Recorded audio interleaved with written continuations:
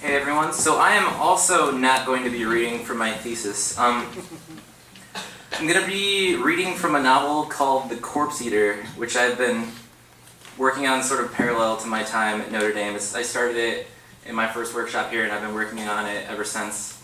And this is probably my favorite scene. Virka stumbled through darkness until the air grew cold, the touch of mist grown prominent at that late hour. Eventually, she put one hand to her face and resented the wetness there. She had cried for her mother many times, but had thought herself past it, that she had purged the sorrow from herself by visiting the corpse. Now she felt a fresh hollow in her throat, so that when she swallowed, the air got stuck behind her mouth, and she hardly breathed. All these weeks she had not come across another wanderer at night. Certainly there was something perverse in the act, a dull pleasure throbbing in her chest. These streets reminded her of the past. She felt very old and very young, somehow separate from both herself and the world. She felt like a corpse. A light appeared in front of her, peering out from a nearby alleyway. A dim beam trailed by a young girl, perhaps 8 or 9, holding a lantern. At her back strode a man in a cloak who stood tall despite his very advanced age. He held the handle of a small cart, which appeared he should not have the strength to pull. "There's someone here," said the girl, and pointed to Virka. "Look." "Be kind, Sveta," said the old man. "We don't want to scare her." "Would you like to come with us?" asked the girl. "We have work to do." Virka did not know what to say. She nodded.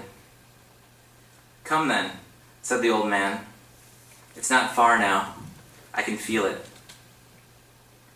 Virka followed them to an alcove in a district she did not recognize. A place so unfamiliar she wondered if it had existed before tonight.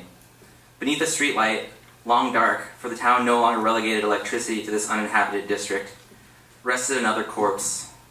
The girl, Sveta, kneeled briefly beside it and tilted her head. "This one?" she asked. "Yes," said the old man, coming forward. He produced a sequence of small jars from his cart. Beside them he placed a small knife and other tools. They'd chosen the corpse of a man, recently dead, with a prominent mustache and wide shoulders. He looked like a butcher, Virka thought, like someone who made his living cutting meat. While the girl held the lamp, the old man removed the corpse's clothes. The man was hideous in his nakedness, hairy breasts like those of a woman, and the full, sagging belly, leading down to thickly furred genitals. The old man removed these and placed them in the first jar. Next he extracted the eyes and replaced them with flowers. Finally the great belly opened, and out came many dark lumps.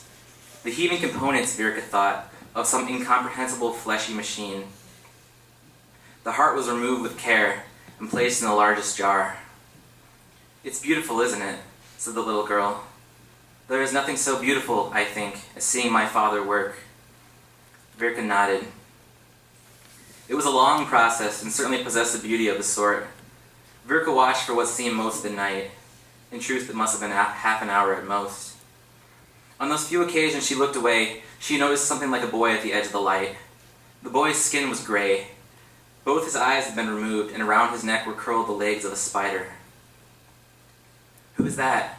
Virka whispered, standing beside to watch. "Who is that boy?"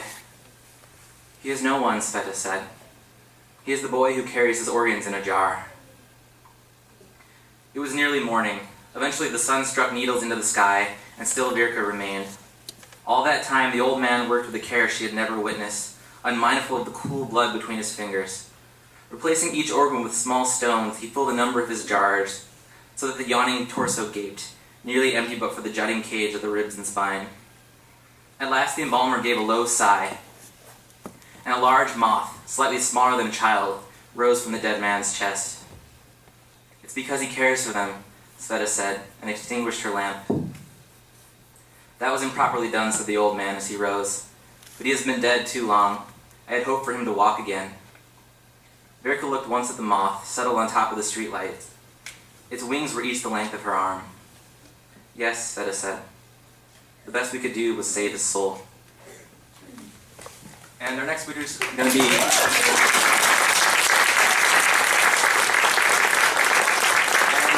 Our next reader is going to be Chris Holloway.